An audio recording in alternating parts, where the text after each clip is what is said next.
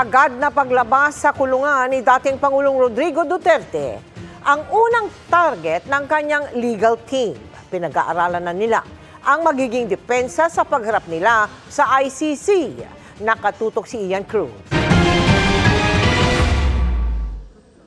Patuloy na naghahanda ang legal team ni dating Pangulong Rodrigo Duterte na dinala sa The Hague sa Netherlands para paharapin sa kasong Crimes Against Humanity kaugnay ng madugong war on drugs.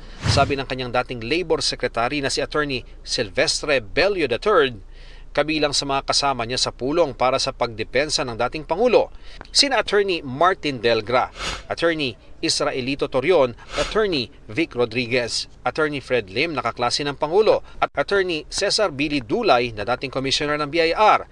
Nangunguna rin sa team nila si dating Executive Secretary Salvador Mejaldea na kasama ng dating Pangulo nang ibiyahe ng otoridad papuntang Netherlands. Kabilang sa pinag-aaralan kung paano gumugulong ang kaso sa ICC. We have to prepare for his defense, initially defense.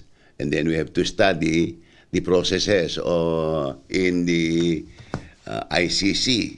Frankly, we don't know the processes there now. But just like any judicial body, hindi naman siguro nagkakalayo sa ating proseso. Pagdating sa The Hague, ang pangunahin nilang misyon, mailabas ng piitan ang dating Pangulo. Pagdating namin doon, we can ask for his release, temporary release. So, wala namang reason to detain him while the case is on trial.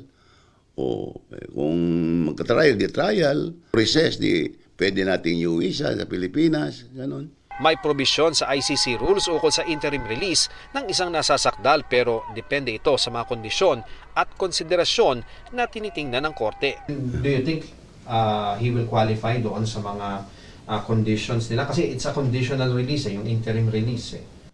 Ano bang condition nila? Hindi tatakas. Yun lang naman ang iniisip nila, hindi tatakas. Tatakas ba naman si Presidente? Saan siya pupunta? How can you hide? Former President, can he hide?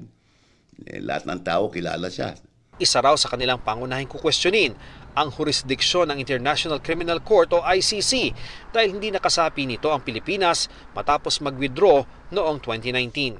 Pati na umano ang inilabas na warrant of arrest na ipinutupad ng Interpol sa bansa na ni Bello ay hindi niya nakita.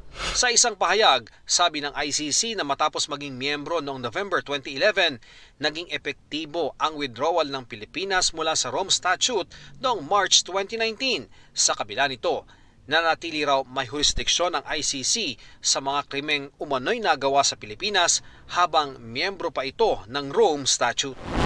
Ang isang abogado ay hindi basta-basta pwedeng mag-enter ng appearance sa International Criminal Court para maging legal counsel ng isang nasasakdal o maging ng mga biktima. Kailangan munang mag-apply sa ICC para ma-admit sa list of counsel ang isang abogado. Lilimang Pilipinong abogado lamang ang nasa list of counsel ng ICC. Kabilang dito si dating Duterte Presidential Spokesperson Harry Roque na posibleng makasama rin daw sa hanay ng mga magtatanggol sa dating Pangulo. Sabi naman ng ilang abogado ng biktima ng drug war na nasa Netherlands din ngayon. It also means that no one is above the law, that there will be a day of reckoning, there will be a day of justice for everyone, and even powerful men such as Rodrigo Duterte. Para sa GMA Integrated News, Ian Cruz, nakatutok 24 oras.